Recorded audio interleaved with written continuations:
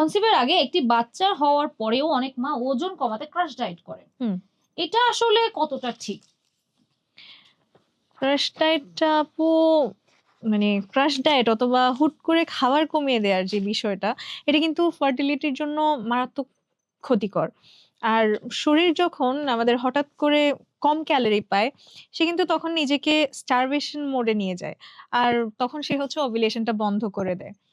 আর ওজন কমাতে হবে আসলে মানে ওজন কমানোর প্রয়োজন হলে এটা কিন্তু ধীরে, ধীরে ধাপে, ধাপে করতে হবে। একবারে নয়।